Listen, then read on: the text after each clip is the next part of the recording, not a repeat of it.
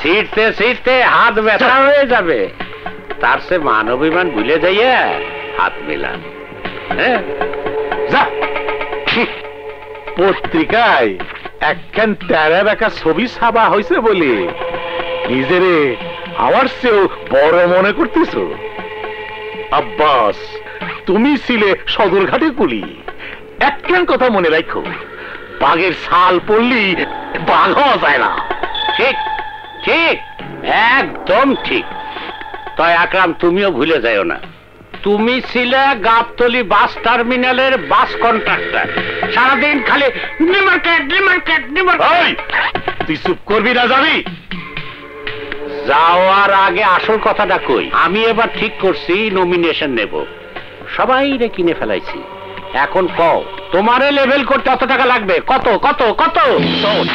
আমি আকরাম শিকদার, নমিনেশনের কাগজ নগদে আমি পুশ করে দেব। তোর মতো আব্বাসকে আবার পরিসর লঞ্চে তুলে দিতে আমার বেশি সময় লাগবে না। ঠিক আছে, আমিও দেখো কি ডাকারে লঞ্চে উঠায় আর কি ডাকারে বাসে উঠায়, সেটা আগামী নির্বাচনে নমিনেশন নেওয়ার সময় বোঝা যাবে। আরে যা যা যা। ওই রাজু, খবর দে আব্বাসিক ব্যবস্থা করতি।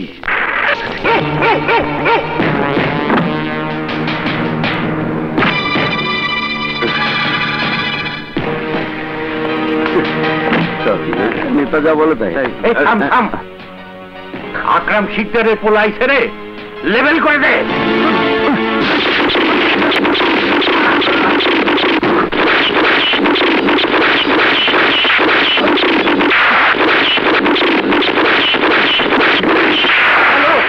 Police station.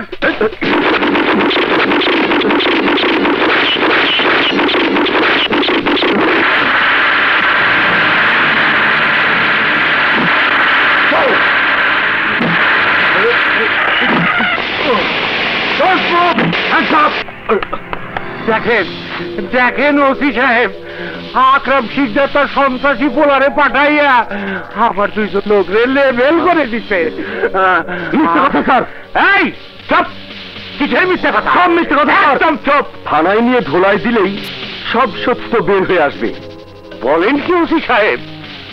থানায় নিয়ে গেলে আকরাম শিকদার ওকে ছাড়াই নিয়ে আসবে, তারপর আমারে লেভেল করে দেবে। তা পারবে না আব্বাস সাহেব। চার্জশিট এমন ভাবে দেব যে কোর্ট থেকে জামিনেও ছাড়িয়ে আনতে পারবে না। Order order order. মহামান্য আদালত, আমি মনে করেছিলাম কাঠগড়ায় দাঁড়ানো দুজন খুনির সন্ত্রাসীর পক্ষে একজন উকিল এগিয়ে আসবে না, কিন্তু আমার প্রতিপক্ষ বন্ধুরা এই দুই আসামি জামিনের আবেদন করে মিথ্যে বানোয়াট বক্তব্য ইতিমধ্যে পেশ করেছেন। এটা আমাদের জন্য লজ্জাস্কর, ইওর অনার।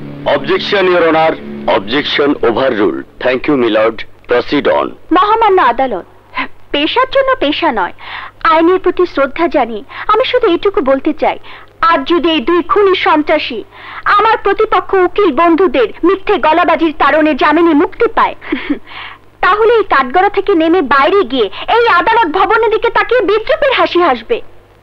তাই আমার মহামান্য আদালতের কাছে আবেদন থাকবে, বিচারের স্বার্থে আসামিদের কাছ থেকে গোপন তথ্য আবিষ্কার করার জন্য জামিনের আবেদন না মঞ্জুর করে পুলিশের চাওয়া 7 দিনের রিমান্ড মঞ্জুর করা হোক। That's all, your honour.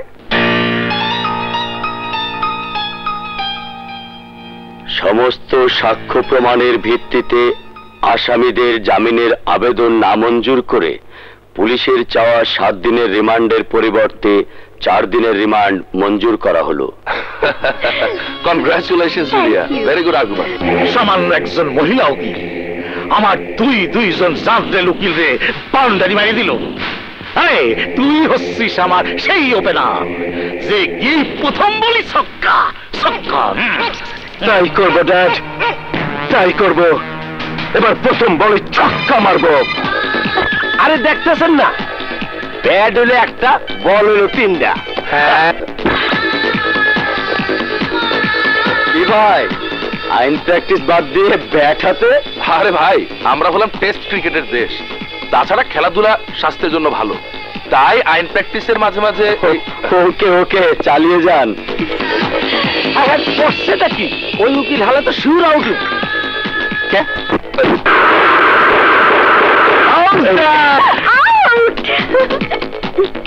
এই তুমি কে? তোর মুখে বলার কে? বাউন্ডারি মারার জন্য আমি হলাম 1 নাম্বার ওপেনার। এই ধর্ষালীকে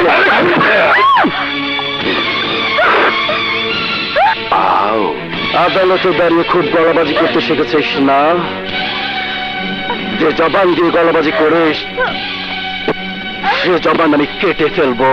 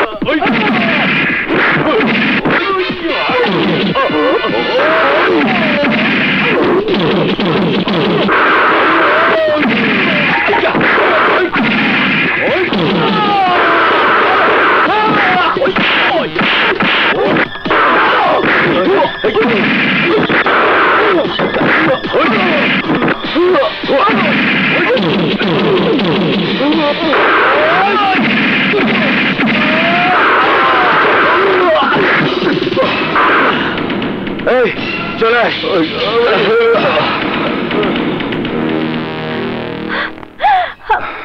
ডাক্তারের কাছে চলুন, অনেক রক্ত ঝরেছে। আমার মনে হয় গরিবের রক্ত ঝরা আপনি প্রথম দেখলেন, তাই ভয় পেয়ে গেলেন। আচ্ছা বলুন তো ওরা কারা, কেন আপনাকে অ্যাটাক করেছিল? ওদের মধ্যে একজনের নাম রাজু, বড় ধরনের সন্ত্রাসী। আমি ওর 2 জন ক্যাডারকে আদালত থেকে জামিন নিতে দেইনি বলে ওরা আমাকে তুলে নিতে এসেছিল। তাহলে তো আপনাকে এই মুহূর্তে থানা যাওয়া উচিত। চলুন।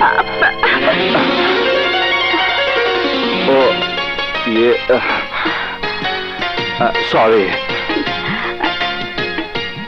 চলুন চলুন চলুন। বলেন কি মানে? আমি এগিয়ে না এলে তো ওনাকে তুলে নিয়ে যেত। ম্যাডাম আপনি ভালো করে ডায়েরি করতে বলুন। এই সব সন্ত্রাসীদের শাস্তি হওয়া উচিত। ডায়েরিও হবে, আসামিও শাস্তি পাবে, কিন্তু এজন্য আপনাকে একটু সাহায্য করতে হবে। বলুন আমাকে কি করতে হবে? এই কেসে আপনাকে সাক্ষী হতে হবে। এটা কোনো ঘটনা হলো? আমি যা দেখেছি তাই বলবো। আসলে আপনার সাহস আছে। কেন থাকবে না? সৎ সাহস ছাড়া কি মানুষ বাঁচতে পারে? পারে না। চলুন ম্যাডাম, প্রয়োজন হলে চায়ের দোকানে গেলে ঠিকানাটা জেনে যাবেন। আমি আসি। আসসালামু আলাইকুম। ওয়ালাইকুম সালাম। ওই এটা কি মামার বাড়ি দরজা যে মামার বাড়ি মুয়া খাওয়ার জন্য বলা নেই কওয়া নেই হুট করে ঘরে ঢুকে বললে?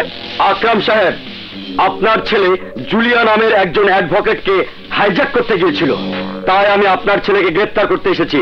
প্রথম কথা হইল আমার ছেলে বাড়িতে নেই। দ্বিতীয় কথা হইল একটা মেয়ে সাক্ষী প্রমাণ ছাড়া শত্রুতা করি আমার ছেলের নামে ডায়েরি করে দিল, আর অমনি আমার ছেলের হাতে হাত করা পড়াবার জন্য ছুটিয়াইলি। সাক্ষী প্রমাণ ছাড়া আমি গ্রেফতার করতে আসিনি। ওই কোর্ট চত্বরের চায়ের দোকানদার বিপ্লব এই কেসের প্রধান সাক্ষী। তাই বলছি আপনার ছেলেকে বলবেন যত তাড়াতাড়ি সম্ভব থানাতে আত্মসমর্পণ করতে। মনে রাখবেন এটা নারী নির্যাতন কেস। আপনার ক্ষমতা আর নেতাগিরি আপনার ছেলেকে সেভ করতে পারবে না।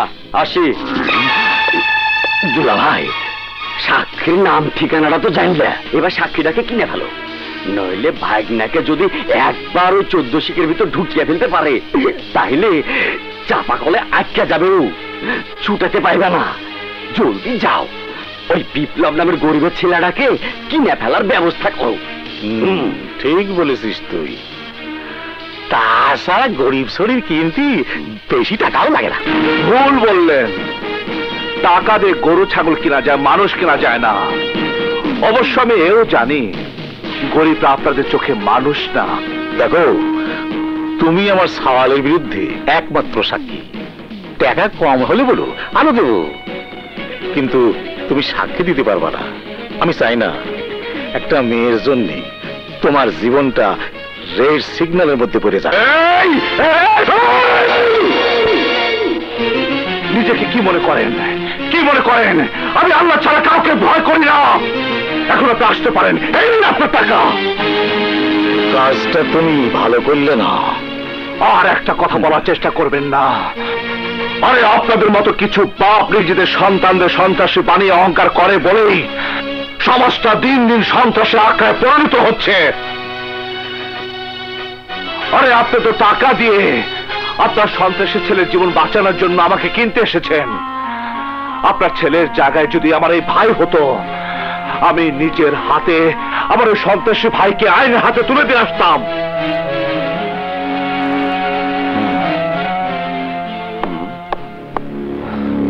ভাইয়া, ঘটনাটা কি বলতো?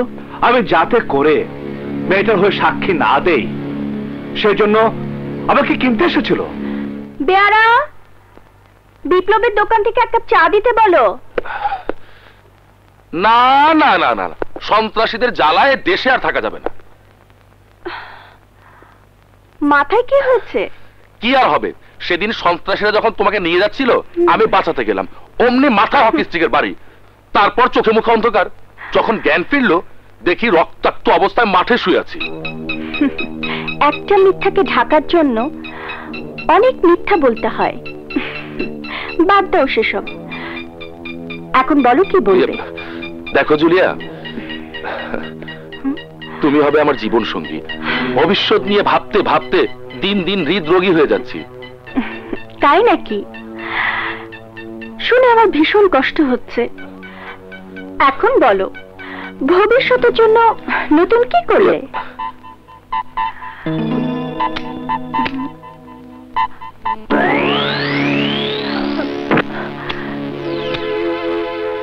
জুলিয়া, তুমিও উকিল, আমিও উকিল, তাই ভেবেচিন্তে একটা বিরাট অঙ্কের টাকায় হাত দিলাম। টাকা? ইয়েস, টাকা, 20 লক্ষ টাকা। আর এই সবগুলো টাকা তোমার আর আমার জন্য। কথাটা ঠিক বুঝতে পারলাম না। জুলি, তুমি আকরাম শিকদারের ছেলের বিরুদ্ধে অপহরণের কেসটা তুলে নাও। তুমি আমাকে কি বলছো বুঝতে পারছো? কেন বুঝবো না? তুমি শুধু একবার আমার কথাগুলো বোঝার চেষ্টা করো। কেস করে কি হবে? শত্রুতা বাড়বে। বরং কেসটা তুলে নিলে এই টাকাগুলো আমাদের হবে।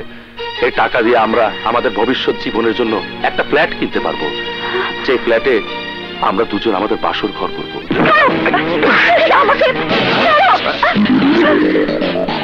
আরে আরে ভাই, আপনারা করছেনটা কি? দুজনে মিলে একটা মেয়েকে এনে টানা হাসটা করছেন। ছি ছি ছি, চুপ শালা।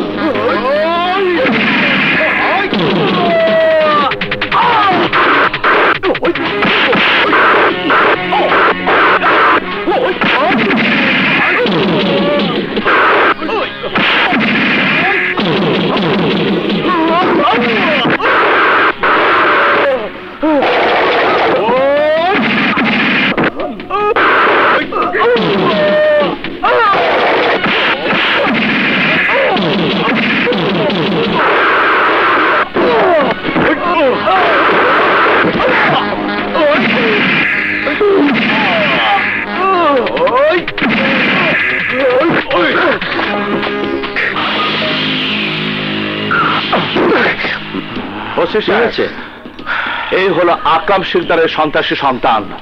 আজ আবারও জুলিয়া ম্যাডামকে হাইজ্যাক করতে গিয়েছিল। অনেক বড় সন্ত্রাসী হয়েছে না? সেন্ট্রি, ওকে ছেলে ঢোকাও।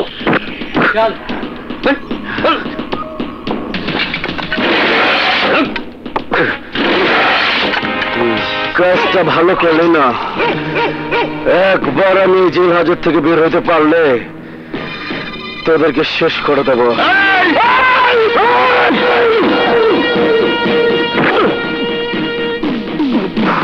বিপ্লব, ওকে ছেড়ে দিন, ওর শাস্তি আইন দেবে। একটা কথা মনে রাখিস, এই সমাজে তোদের মতো রংবাজ মাস্তানদের এই গরিব বিপ্লব জমা খরচ দেয় না। আকরাম সাহেব, আপনি জানেন আমি সন্ত্রাসের রাজনীতিতে বিশ্বাস করি না। আপনার ছেলে একজন উকিলকে হত্যা করতে চেয়েছিল। নেতা, সব মিথ্যে কথা, এসব আমার বিরুদ্ধে ষড়যন্ত্র। শাক দিয়ে মাছ ঢাকা যায় না। যদি আপনার ছেলের বিরুদ্ধে অভিযোগ প্রমাণিত হয় তাহলে আপনাকে বহিষ্কারের মাধ্যমে শুরু হবে পার্টির শুদ্ধি অভিযান।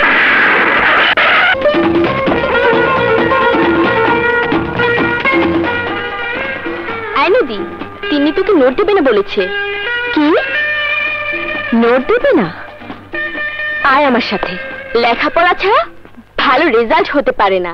তোরা মনোযোগ দিয়ে লেখাপড়া কর, তোরা আমার মতো ভালো রেজাল্ট করতে পারবি। কিন্তু নোট আমি কাউকে দেব না। এই তিন্নি, শুনলাম তুই নাকি ভালো নোট করেছিস। নোটগুলো আমাকে দিয়ে দিবি। কেন? তোকে দেবো কেন? আমি অনেক কষ্ট করে নোট করেছি আমার জন্য। দেখ, এত কথা আমি পছন্দ করি না। আমি নোট চেয়েছি, দিয়ে দিবি, ব্যাস, প্রশ্নই ওঠে না। আমার নোট আমি তোকে দেব না। মহিলা সন্ত্রাসী দেশ কি গেল গা? আমাকে নোট দিবি না? কাল থেকে তুই এই কলেজে আসতে পারবি না। দেখে নেব তোকে। তুমি নদীর মতো ভালো মেয়ের বিরুদ্ধে অভিযোগ করতে এসেছো। তুমিই খারাপ, তাই তোমাকে টিসি দিয়ে দিলাম। এই নাও, ধরো। কিন্তু ম্যাডাম, কোনো কথা নয়। Get out, out.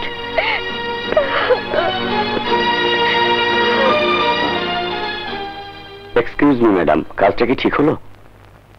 ঠিক বেঠিক আবার কি? আপনারা জানেন না নদীর বাবা আমাদের কলেজে ইয়ারলি কত টাকা ডোনেশন দেয়? ওই ডোনেশন ছাড়া কি আমাদের কলেজ চলবে? যত সব। গেছে, ইজ্জত গেছে, গেছে। কি হয়েছে? কি হয়েছে মানে? কলেজের মধ্যে আপনার কাপড় যদি কেউ টাইনা সিরা ফেলায়। তার মানে? আরে মানে ধরেন আমি কোন মায়া মানুষের কাপড় টাইনা সিরা ফালাইলাম, আমারে কি শাস্তি দিবেন? তোমাকে টিসি দিয়ে পুলিশে ধরিয়ে দেব। এই মাইয়া তিন্নির জামা কাপড় সিরা ইজ্জত হানি করছে, টিসি দেন, পুলিশে দেন। এই, তুই জানিস ওকে? ওর বাবা হচ্ছে এই শহরের নাম করা লোক, জনদরদি নেতা। নেতার মায়া বইলা যার তার ইজ্জত নষ্ট করে ফেলাইবা, এইটা কোনো কথা হইল? এই মেয়া, আমারও নামতে করো, আমার ইজ্জত হানি করো। ছোট লোকের বাচ্চা, একজন প্রিন্সিপালের সামনে কিভাবে কথা বলতে হয় জানিস? বাহ, আরে আমরা তো ছোট লোক, তা জানেন কেমন? কিন্তু প্রিন্সিপাল যদি ছাত্রী বাবারে নেতা বইলা ভয় পায়, তাইলে তো শিক্ষাঙ্গনের 12টা বাজবই। বিচার যখন পাইলাম না, তখন আমি আমার ইজ্জত রাখুম না, আমিও দেখলাম এই ইজ্জত রাখুম না। দরকার হইলে কচু গাছের লগে ফাঁসি দেবো। এই ভাই বোনেরা দেখেন, বিচার না পাইলে কি হয়, কেউ লজ্জা পায় না। কি কাম আমি করতেছি? আরে বিচার না হওয়া পর্যন্ত আমি কাপড় চোপড় পরুম না, এইভাবে খারাপ থাকুম ন্যাংটা। হ্যাঁ, শিক্ষা অঙ্গনে সন্ত্রাসী বিচার হইতে হইব, বিচার চাই। কি করছিস? আর প্যান্ট পর না, আমি কাপড় আমি সব শুনেছি। প্রিন্সিপাল যখন বিচার করেনি, আমি এর একটা বিহিত করবো। এই প্যান্ট দে। বিচার করবি তো? পর বলছি। এটা খুব ইম্পর্টেন্ট, সময় মতো যেতে হবে। কিন্তু এই তো কিছুক্ষণ পরে।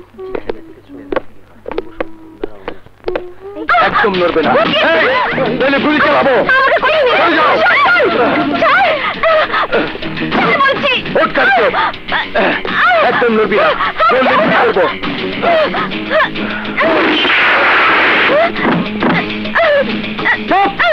একদম নড়বি না, নড়লে একদম দেবো। কোনো চিৎকার নয়, চুপ করে বসে থাক।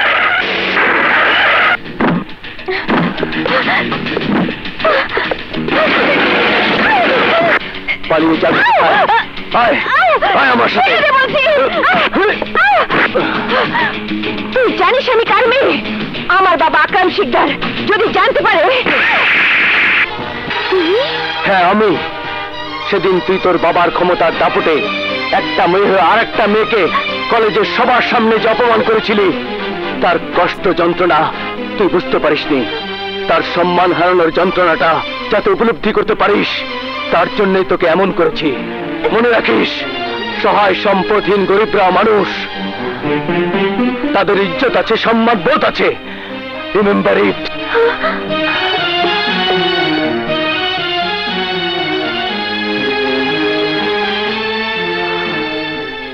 বলছো নদী?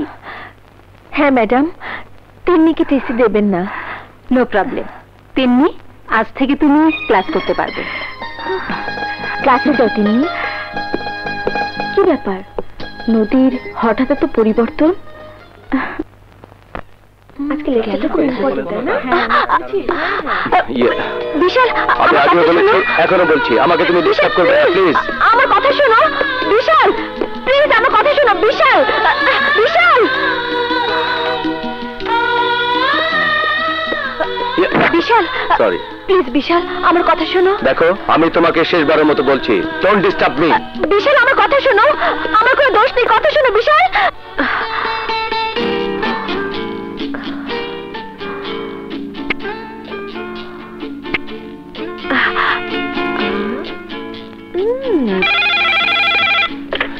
হ্যালো, কি ভাইয়া অ্যাক্সিডেন্ট করেছে? আমি এক্ষুনি আসছি।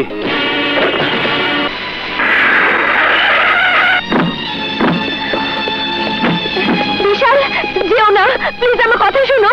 কি শুনবো? হ্যাঁ কি শুনবো? তোমার মতো একটা অহংকারী মেয়ে কি করে বুঝবে আমার ভাইয়া আমার কাছে প্রাণের চেয়ে বেশি দামি? আর আর তাকে নিয়ে তুমি?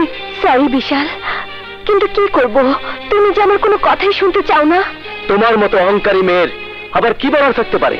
বলার অনেক কিছু থাকতে পারে বিশাল, এই কথা সত্যি। আমি অহংকারী ছিলাম।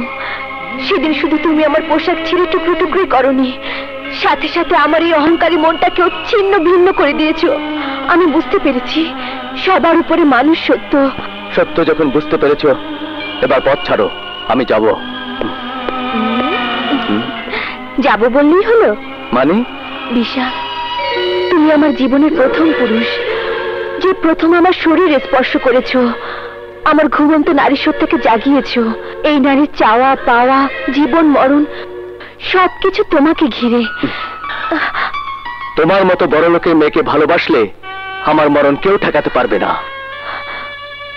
বিশাল, আজকে তুমি বুঝতে না পারলেও একদিন তুমি ঠিকই বুঝতে পারবে। এই নদী তার ভালোবাসার এক রাশ জল নিয়ে এসেছিল, যা তুমি অবহেলা ছুঁড়ে ফেলে দিয়েছো।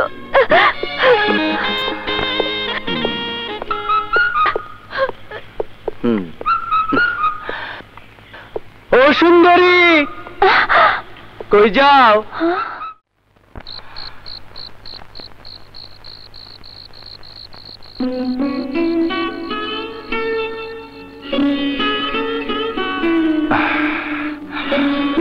বিশাল, এই বিশাল, আরে ওঠ ভাই, ওঠ। ভাইয়া, ভাইয়া তুমি কখন এলে? এই তো, তোর এত তাড়াতাড়ি ঘুম পেলে চলবে না ভাই, তোকে তো অনেক লেখাপড়া করতে হবে, ডাক্তার হতে হবে। আমি যে মাকে কথা দিয়েছি, মার শেষ ইচ্ছে আর আমার স্বপ্নটা তোকে যে সত্যি করতে হবে। তাই তাই এই দেখ ভাই, তোর জন্য আমি নেম প্লেট নিয়ে এসেছি। ভাইয়া, তোমার স্বপ্ন আমি পূরণ করব, পূরণ করবো ভাইয়া। আয় বুকে। ভাইয়া, আমি তোর কথা রেখেছি রে মা। সেই ছোটবেলা থেকে বিশালকে আমার বুকে করে রেখেছি। বিশালকে আমি ভুল করে একটু দুঃখ দেয়নি, কষ্ট দেয়নি। আর কিছুদিন পরে বিশাল ডাক্তার হবে। তোর চাওয়াটা সত্যি হবে মা, সত্যি হবে। দেখ মা, বিশালের নেম প্লেট সুন্দর হয়েছে না? আমার ক্ষমতা থাকলে বিশালের নামটা আমি সোনাতে লিখে আনতাম, কিন্তু কি করবো রে মা, আমার যে স্বাদ আছে সাধ্য নেই। তুই বিশ্বাস কর মা, আমি বিশাল ছাড়া নিজের জন্য আমি কিছুই চাইনি মা। আমি কিছুই চাইনি রে মা, আমি কিছুই চাইনি। বিপ্লব, আপনি? হ্যাঁ বিপ্লব, আমি আজ তোমার বাড়িতে না এলে একজন তেজি মানুষের মাঝে যে কত বড় একজন ত্যাগী মানুষ লুকিয়ে আছে, সেই গোপন খবরটা কখনো জানতে পারতাম না। ভুল বললেন। আমাকে ত্যাগী মানুষ বললে আমাকে ছোট করা হবে।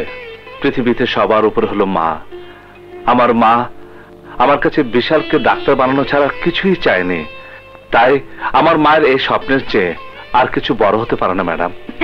বিপ্লব, আমার নামটা কিন্তু ম্যাডাম না, আমার নাম জুলি, জুলিয়া হক। তুমি কি আমার নাম ধরে ডাকতে পারো না? এ তো অনেক বড় অধিকার। এই অধিকার দাবি করার জন্য আমার মতো একটা চায়ের দোকানদারের কাছে কোনো যোগ্যতাই নেই। কথাটা ভুল বললে। একটা দোকানদার যা পারে এই সমাজে অনেকে তা পারে না। যদি পারত তাহলে যখন আমাকে সবার সামনে অপমান করলো তখন অনেকে এগিয়ে আসতো, কিন্তু আসেনি। বিপ্লব, আমি তোমার মাঝে যে তেজি পুরুষকে খুঁজে পেয়েছি, সেই তেজি পুরুষকে আমি ভালোবাসতে চাই। দেবে, দেবে তোমার ভালোবাসা?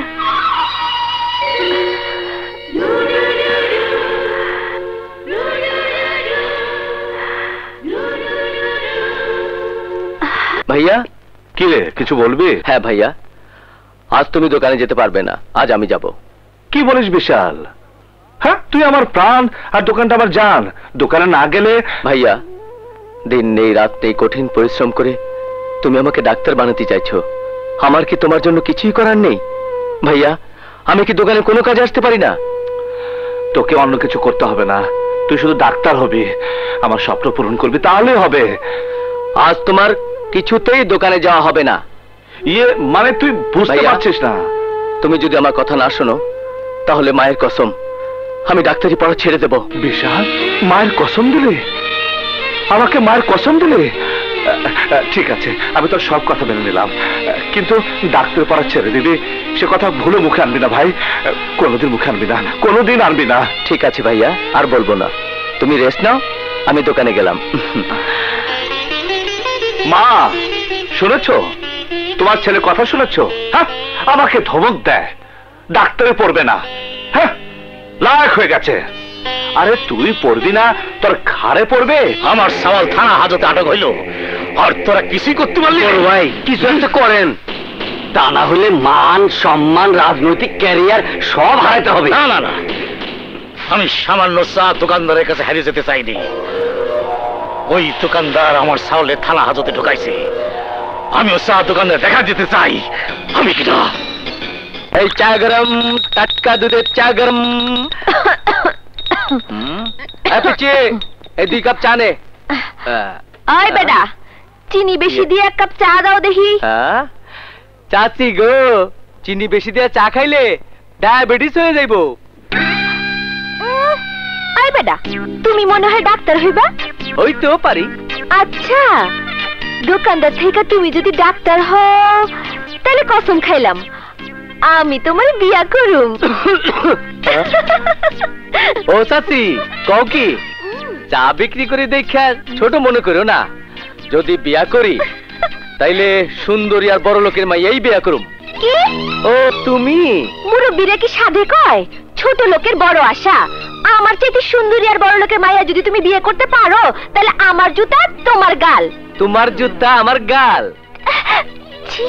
জি না, আমার ঠোঁট তোমার গাল, দেখাচ্ছি মজা। দাঁড়া, শয়তানি রে, চাচি সেটি এসেছ।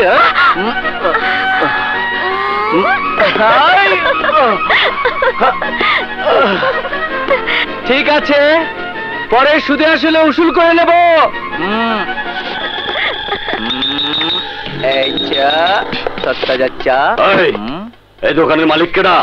ইয়ে আমি।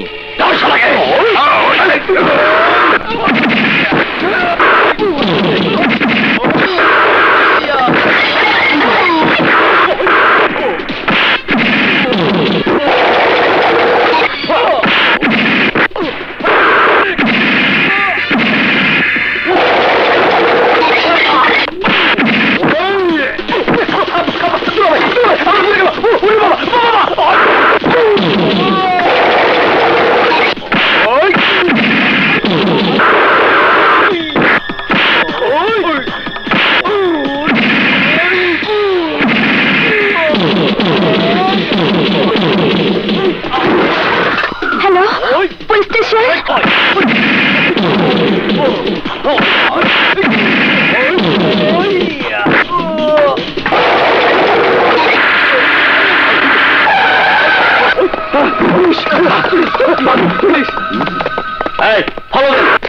জি স্যার।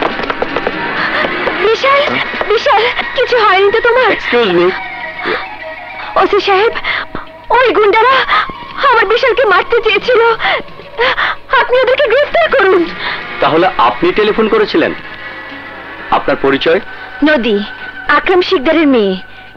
তাহলে একটা কথা শুনুন, যারা ওনাকে আক্রমণ করেছিল আমার বিশ্বাস ওরা আপনার বাবার ভাড়াটে গুন্ডা। আমার বাবার ভাড়াটে গুন্ডা? কিন্তু কেন? প্রশ্নটা আপনার বাবাকে গিয়ে জিজ্ঞেস করুন। আমাকেও বিশ্বাস করতে হবে, তোরা ব্যর্থ হয়েছিস। হ্যাঁ, হয়েছে। বাবা, তুমি বিশালকে খুন করতে চেয়েছিলে না? বিশাল এখন তোমার সামনে, খুন করো বিশালকে। চিৎকার করো না বাবা, এখন বুঝতে পেরেছি ভাইয়া তোমারই কারণে নষ্ট হয়ে গেছে, তা না হলে ভাইয়া আজ জেলে থাকবে কেন? মিস্টার আকরাম শিকদার, আপনি কি করে ভাবতে পারলেন নদীকে আমার সামনে আঘাত করবেন? এই শালিক সওয়াল, নদী আমার মেয়ে, তোর কিটা? তোর কিটা? বল, নদী তোর কিটা? চুপ করে আছিস কে? বল, বল, নদী তোর কিটা? নদী আমার ভালোবাসা। বড় লোকের মেয়েকে ধরে যাতে ওঠার সিঁড়িটা ঠিকই চিনিছি, কিন্তু তুই বুঝতে পারিসনি চায়ের দোকান থেকে ডিপার্টমেন্টাল স্টোরে উঠা যায়, কিন্তু আকরাম শিকদারের জামাই হওয়ার স্বপ্ন তোর কোনোদিনই পূরণ হবে না। আমার স্বপ্ন অবশ্যই পূরণ হবে। যাতে ওঠার সিঁড়িটা আপনাদের মতো লোকেরা খুব ভালো করে চেনেন শিকদার সাহেব, তাই পড়ে যাওয়ার ভয়টা আপনাদেরই বেশি। আমরা গরিবরা মন দেই মনের জন্য, ভালোবাসি প্রাণের তাগিদে। সেই ভালোবাসা প্রাণ থাকতে কেউ কেড়ে নিতে পারবে না শিকদার সাহেব। শালি সাল রে, তোর প্রাণটাই আমার দরকার। বিশাল, বিশাল, তোকে তোকে কে মেরেছে বল বিশাল? আল্লাহ তো বড় হাত কাকে দিয়েছে, তোর বুকে রক্ত দাগ লাগিয়ে দিয়েছে। ভাইয়া তুমি ব্যস্ত হয়ে না তো, ও কিছু না। খবরদার মিথ্যে কথা বলবি না। আমি যে ভাইকে এতটা বছর একটা টুকা লাগতে দেয়নি, সেই ভাইয়ের বুকে রক্তের দাগ, কার এত বড় সাহস? নদীর বাবা। এই নদীর বাবা আবার কে? আকরাম শিকদার, যার মেয়েকে আমি ভালোবাসি। তুই নদীকে ভালোবাসিস?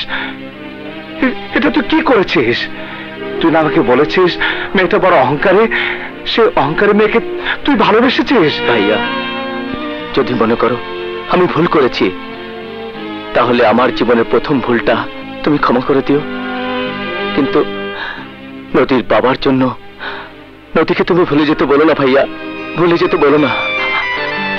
বিশাল, তোর যে কোনো আবদার আমি আমার জীবনের বিনিময় হলেও মেনে নেব।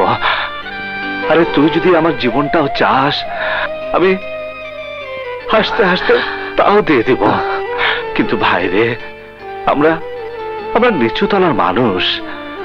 তুই এত বেশি উপরে হাত দিয়েছিস যে হাতটা পড়ে যাবে। তোর এই পুরো হাত দেখে আমি আমি সহ্য করতে পারবো না, আমি সহ্য করতে পারবো না। কি বলতে চান উকিল সাহেব? বলতে চাই, হাতে বন্দুক থাকলেই অনেক সময় বাঘকে ঘায়েল করা যায় না, জাল ফেলতে হয় জাল। ওই জালে বাঘকে আটক করে হাতের বন্দুক দিয়ে ইচ্ছে মতো পিটিয়ে মনের সুখ মিটিয়ে নিতে হয়। কিন্তু এই শক্ত জাল আমি পাবো না কোনে? আরে জাল তো আপনার হাতেই। মানে? মানে নদী, আপনার মেয়ে নদী। বিপ্লব ও তার ভাইকে ঘায়েল করার জন্য আপনার মেয়ের ভালোবাসাকে জাল হিসেবে ব্যবহার করতে হবে। কি করি? উকিলের প্যাচ আমি বলে দেব। বিপ্লব, তোমার ওই পা দুখন দিয়ে আমার জোরে লাথি মারো। কি কি বলছেন আপনি? আমি ঠিকই বলছি। আমার মতো একটা বাজে লোকের যা করা উচিত তোমাকে তাই করতে বলতেছি। বিশাল আর নদীর ভালোবাসা আমাকে অমানুষ থেকে মানুষ করেছে। তুমি আমার মেয়েটার ভালোবাসা ভিক্ষা দাও। আমি জানি নদী আমার মেয়ে বলে তোমার ভাইকে ভালোবাসার কোনো যোগ্যতাই নেই, তাই তুমি দয়া না করলে আমার মেয়েটার জীবন নষ্ট হয়ে যাবে। বাবা, তুমি আমার ভালোবাসার জন্য নিজেকে এতটা ছোট করবে আমি ভাবতে পারিনি। না রে মা, না, আমি নিজেকে ছোট করছি রে মা। আমি আমার ভুলের প্রায়শ্চিত্ত করতেছি মাত্র। নিজের ভুল বোঝাটাই যে কোনো মানুষের জন্য বড় প্রায়শ্চিত্ত। নদীর মুখের দিকে তাকিয়ে আমি কথা দিচ্ছি, ওদের ভালোবাসা আমি মেনে নেব। এখানে একটা বড় সমস্যা আছে বাবাজি।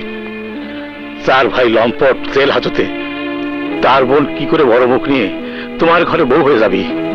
তাছাড়া নদীর এই বউ হয়ে আসাটা কি জুলিয়া মা মেনে নিতে পারবি? ভাইয়া, বাবা ঠিকই বলেছে, তাই আমি আপনাকে অনুরোধ করে বলছি, আমার মুখের দিকে তাকিয়ে জুলিয়া আপাকে কেসটা তুলে নিতে বলুন। আমার বিশ্বাস আপনি বললে জুলিয়া আপা না করতে পারবেন না। আপনি না করবেন না ভাইয়া, প্লিজ। কয়লা ধুলে কখনো ময়লা যায় না বিপ্লব। কয়লা ঘষতে ঘষতে শেষ হয়ে যাবে, কিন্তু রং বদল হবে না। কালো কালোই থাকবে। কয়লা থেকে সাদা রং বের হবে না।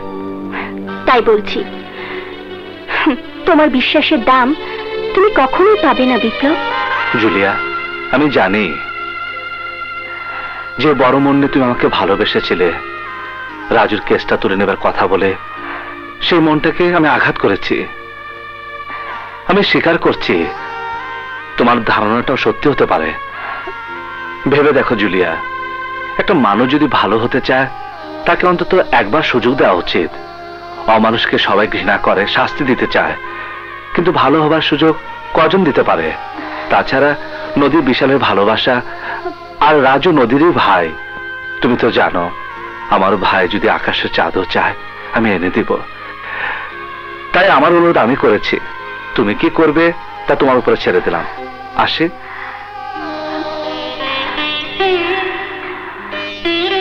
বিপ্লব, আমি তোমাকে এতই বেশি ভালোবাসি, তোমার জন্য সবকিছু করতে পারবো। প্লিজ আপা, আপনি আপনি আমার কেসটা তুলে নেবেন না। আমার মতো লোকের শাস্তি হওয়া উচিত। আমাকে জেলে দিন, ফাঁসিতে দিন। আমার বাবার কথা শুনবেন না। এই বাবার জন্য আমি নষ্ট হয়ে গেছি, পচে গেছি। সালিসাল বলে কি? নদী, বাবা, তোমরা কেউ আমার জন্য ম্যাডামকে অনুরোধ করবে না। আমি আমার এই কুচির চেহারাটাও কাউকে দেখাতে চাই না। আমি জেলখানার এই অন্ধকারে পচে মরতে চাই, পচে মরতে চাই। কিন্তু দেখছি আমার থেকেও হারামি হয়েছে। যাক, এতদিন পর অযোগ্য সন্তান হয়েছে। তোমার নিজের প্রতি নিজেরই ঘৃণাই বলে দিচ্ছে তুমি সত্যি সত্যি ভালো হয়ে যাবে ভাইয়া। তাই জুলিয়া আপা অবশ্যই তোমার কেসটা তুলে নেবে। মামলা তো তুলে আমাকে নিতেই হবে। নদী, তুমি আর বিশাল সুখী হও, আমি তো মনে প্রাণে তাই চাই। এবার দেখলেন তো, ওষুধটা ঠিক মতোই পুশ করা হয়েছে। আসলে কি জানেন, ডেঙ্গু জ্বরের ওষুধই দিতে হয়। কলেরার ওষুধ দিলে তো আর ডেঙ্গু জ্বরের কাজ হবে না। কি বলবো তোমাকে, আসলে তুমি একটা হারামি উকিল। এই হারামি বুদ্ধিটা এর জন্য দিয়েছিলাম, জুলিয়াকে কেসটা তুলে নেওয়ার জন্য অনুরোধ করলে আমার মুখে থাপ্পড় মেরেছিল। আমি সে থাপ্পড়ের জবাব দিলাম। এরপর বাকি খেলাটা খেলবো টপ কিলার মুন্নার সাথে কন্ট্যাক্ট করার পর। মিথ্যে কথা, তুই চাইলেই পারিস মুন্না। আমাকে দেখ, আরে আমি ওই নোংরা আবর্জনার মধ্যে বড় হয়েছি। তারপরও নিজের চেষ্টায় আজ আমি মেডিকেলের ছাত্রী, কদিন পর ডাক্তার হব, সমাজে মাথা উঁচু করে দাঁড়াবো। আমার এই চলার পথে তোকে আমার সাথী হিসেবে চাই রে মুন্না। আমার ভালোবাসা দিয়ে তোর সব দুঃখ কষ্ট আমি দূর করে দেবো রে মুন্না। তুই এই পথ থেকে ফিরে আয়, দুজনে মিলে একটা সুখের সংসার করব। আকরাম শিকদার পাঠালছে, এখানে 5 লক্ষ টাকা আছে। কাজ হয়ে যাওয়ার পর বাকি 5 লক্ষ টাকা পাওয়া যাবা। কাজ তো হবেই। আমি মুন্না, কাকে খতম করতে হবে?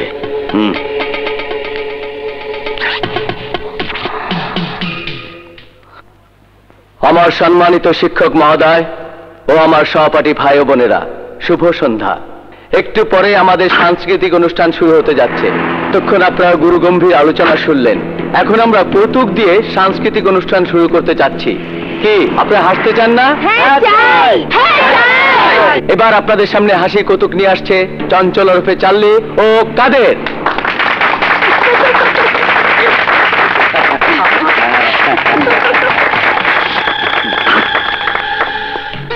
বিশাল, আয় ভাই।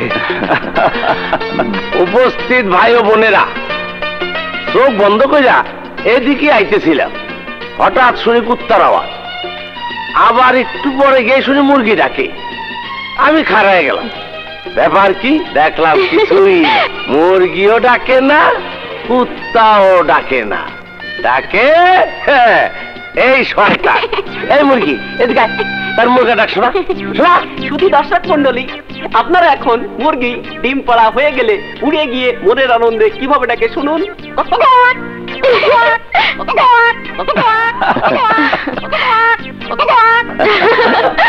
ভাইয়া, আমি একটু টয়লেট থেকে আসছি, তুমি বসো।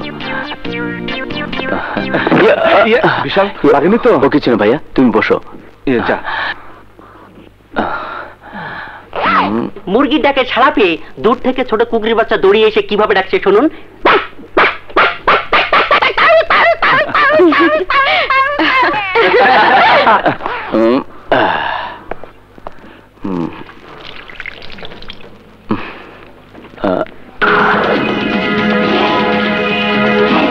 কি ভাই, ব্যাড উইকেট নিয়ে বাথরুমে? রান কত? 99। সেঞ্চুরি করব। সাবধান, 99 তো আবার আউট হয়ে যায় না। আমি আউট হই না, আউট করি।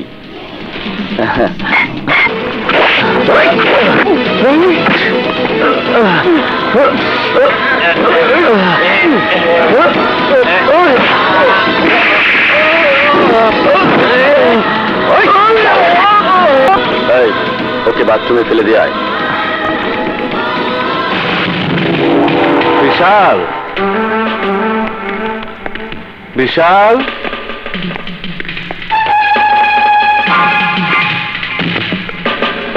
কি ব্যাপার? বিশাল গেল কোথায়? হ্যাঁ,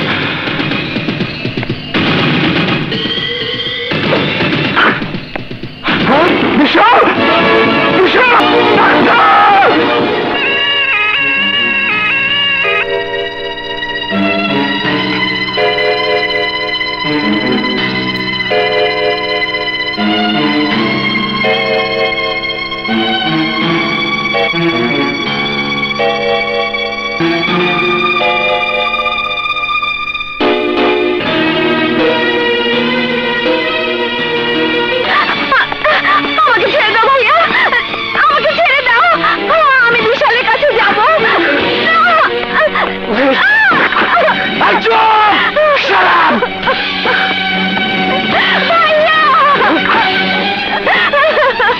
দরজা খোলো ভাইয়া, দরজা খোলো।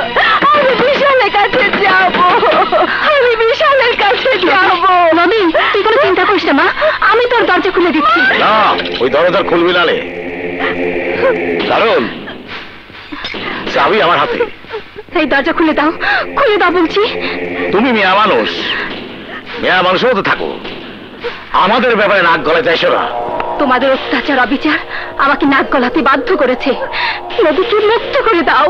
না, নদী মুক্ত হলি ভালোবাসার নামে ওই বস্তির নোংরার পানিতে ঝাঁপ দিবি, আর ওই নোংরা পানি যাতে তোর গায়ে না লাগতে পারে সেই জন্য তোকে ঘরে বন্দি করে রাখিছি।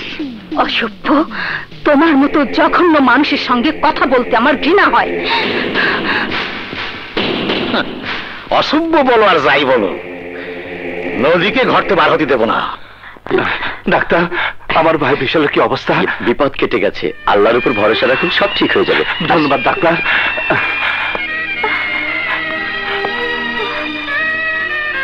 বিশাল, বিশাল।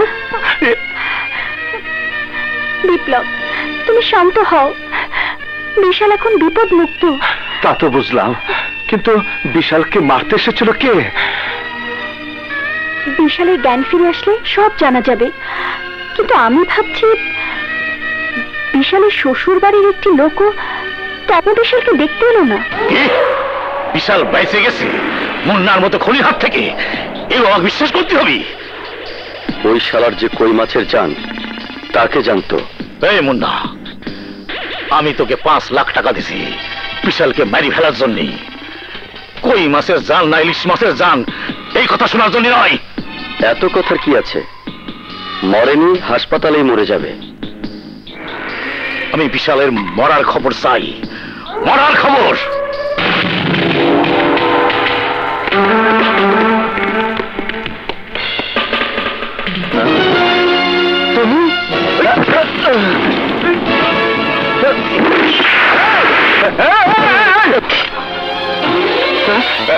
তুমি কে? তুমি কে? আমার ভাইকে মারতে এসেছো? কেন? কেন? ও আমার কলেজা টুকরা ভাই, তোমার কি ক্ষতি করেছে? তোমার কি ক্ষতি করেছে? কে তুই? ভাইরে বেশি ভালোবাসিস? আমি না এই ভাইটার জন্য বেঁচে আছে। আমি বিপ্লব, তাই তাই আমাকে মেরে ফেলো। বিপ্লব নামটা আমার পরিচিত। তুই মুন্না নামের কাউকে চিনতি? হ্যাঁ, আমি চিনতাম। ছোটবেলায় একই দোকানে আমরা চা বিক্রি করতাম, একই ছাদের তলা ঘুমাইতাম। ভাই, ভাই তুমি কে? আমি তোর সেই ছোটবেলার বন্ধু মুন্না। হ্যাঁ, মুন্না? মুন্না তুই? আরে আরে, এত বছর পর দেখা। তুই তুই আমার বাইরে খুন করতে আইসস? হ্যাঁ, আমার অবাক লাগতেছে। আজ তুই মাস্তান খুনি? হ্যাঁ, আজ আমি মাস্তান খুনি। টাকার বিনিময়ে আমি সব করতে পারি। তারপরেও আমার মনের মধ্যে একটা মানুষ আছে, যে মানুষটা বন্ধুত্বের দাম দেয়। তোর সৌভাগ্য, এই প্রথম আমার হাত থেকে কোনো মানুষ বেঁচে গেল। সৌভাগ্য, তোর হাত থেকে আমার ভাই বেঁচে গেল। আমি শুধু একটা কথা জানবার চাই, তুই কার কথা মতো টাকার বিনিময়ে আমার ভাইরে খুন করতে আইছিলি? তোর ভাইয়ের হবু শ্বশুর আকরাম শিকদার আমাকে পাঠিয়েছে তোর ভাইকে খুন করতে। মুন্না, তুই কি করতেছস? আকরাম শিকদার বিশালে খুন করতে পাঠাইছে? হ্যাঁ, আকরাম শিকদার। সরি বন্ধু, তোর রক্ত জানলে আমি কোটি টাকা পেয়েও বিশালকে খুন করতে আসতাম না। বিশালকে সাবধান করে দিস। আর একটা কথা মনে রাখিস, আকরাম শিকদারের যেমন টাকার অভাব নেই, তেমনি মুন্নার মতো ভাড়াটে গুন্ডারও এই শহরে অভাব নেই। আসি বন্ধু। মুন্না, মুন্না শোন, শোন মুন্না, তোর সাথে কথা আছে। মুন্না, মুন্না শোন। ভাইয়া, মুন্না ভাই কি চলে গেল? হ্যাঁ, চলে গেছে।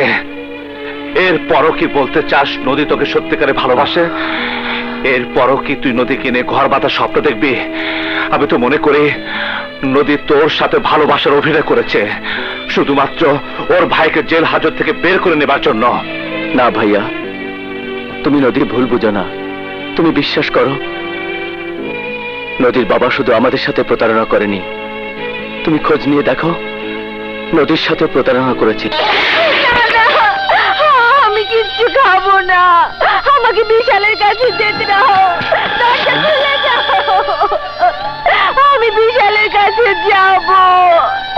আমাকে আমার বিশালের কাছে যেতে দাও, আমি আমার বিশালের কাছে যাব। দরজা খুলে দাও।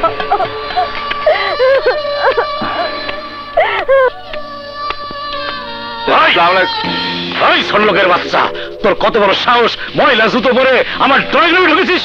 আমার জুতাটা যত বেশি না ময়লা, তার চেয়ে অনেক বেশি ময়লা আপনার চরিত্রটা। জুলিয়া ঠিকই বলেছিল, কয়লা ধুলে কখনো ময়লা যায় না। জুলিয়া কেন বুঝবি না? ও কি তোর মতো অশিক্ষিত দোকানদার যে বুঝতে পারবে না? শিক্ষিত কুকুর, এই তো সেদিন আমার মতো চায়ের দোকানদারের পা ধরে মেয়ে বিয়ে দিতে চেয়েছিলে। আরে তখন আমি বিপদে ছিলাম, এখন আমার সোনার টুকরো সামাল রাজু সারা পাইছে। তোর ভাইরে লাঠি দিয়ে দূরে সরা দিছি। বিশ্বাসঘাতক! আমার সহজ সরল ভাইটা তোর মেয়েকে ভালোবাসে বলে তোর বাড়িতে এসেছি। বিপ্লব, বের হয়ে যা, এক্ষুনি বাড়ি থেকে বের হয়ে যা। এই খারাপ বাপের খারাপ পোলা! আরে ছোট ভাইয়ের কথা রক্ষা করতে এসেছিলাম, বিপদ থেকে উদ্ধার হয়েছিস, তাই ওদের প্রেম মাইনা নিবি না। তবু ছোট ভাইয়ের কথা রাখতে প্রস্তাব দিলাম। সেই স্বপ্নকে আমরা মাটিতে পিষিয়ে দিয়েছি। ওগো প্রেম ওদের স্বপ্ন, যে মাটিতে পিষিয়ে দিয়েছিস সেই বাড়ি আমি জাগিয়ে তুলে মনের মাধুরীতে মূর্তি বানিয়েছি। ওদের প্রেম অমর হোক।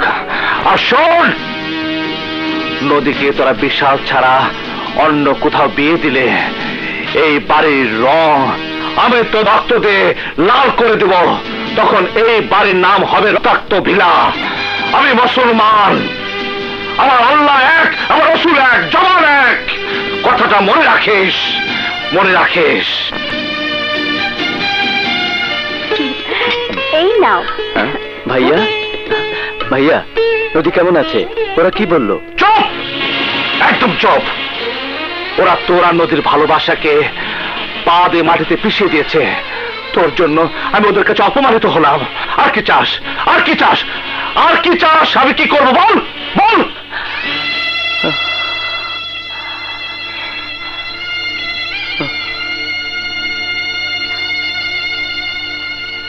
এই এই, মন খারাপ করিস না ভাই। আরে নিজেকে আমার অপরাধী মনে হয়। বল বল, আমি কি অন্যায় করেছি? কেন আমার মনের মধ্যে তোকে হারানোর ভয়? এই বিশাল, তুই কি মায়ের স্বপ্ন পূরণ করবি না? আমার স্বপ্ন পূরণ করবি না? আরে তুই কি চাস আমি মুন্না মতায় শহরে টপ কিলার হই? না ভাইয়া, না, তা আমি কোনোদিন চাই না ভাইয়া। আমি তোমাদের স্বপ্ন পূরণ করব, কিন্তু কি করব বলো? নদীকে ছাড়া যে আমি কিছুই ভাবতে পারি না। হ্যালো হ্যালো, জুলি আপু, আমি নদী। দাঁড়াও, আমি বিশালকে দিচ্ছি। হ্যালো নদী, তুমি যদি বিশালকে সত্যি সত্যি ভালোবাসো তাহলে এই মুহূর্তে কাজী অফিসে চলে আসবে। আমি তোমাদের বিয়ে দেব, ব্যাস। তা না হলে তুমি চিরদিনের জন্য বিশালকে হারাবে। না না, আমি আমার বিশালকে হারাতে পারবো না। আমি বিশালকে হারাতে পারবো না। আমি যাব।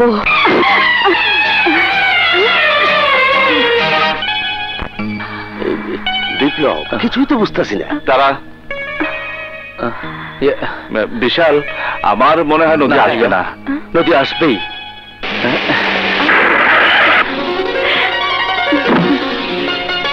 বিপ্লব, এই তো বিয়ের কোণে চলে এসেছে।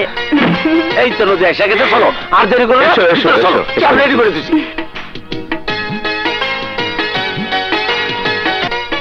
তুমি কি বলছি? কেন তুমি জানো না? নদী বাড়ি থেকে পালিয়ে এসে বিশালকে বিয়ে করেছে। আজ ওদের বাসুরাত। আমি ভাবছি অন্য কথা। আকরাম শিকদার লোক ভালো না, এত সহজে ওদের ছেড়ে দেবে না। তাহলে কি হবে মুন্না? তুমি কোনো চিন্তা করো না, আমি থাকতে আকরাম শিকদার বিশাল আর নদীর কোনো ক্ষতি করতে পারবে না।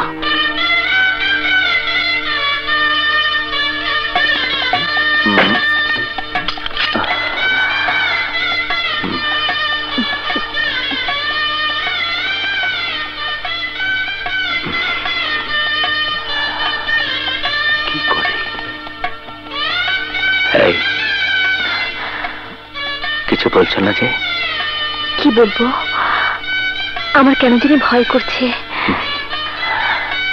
তোমার ভয় আমি দূর করে দিচ্ছি। আমি নাই। কি হলো বিশাল? নদী চিৎকার দিল কেন? চুপ, একদম চুপ। আস্তে কথা বলো।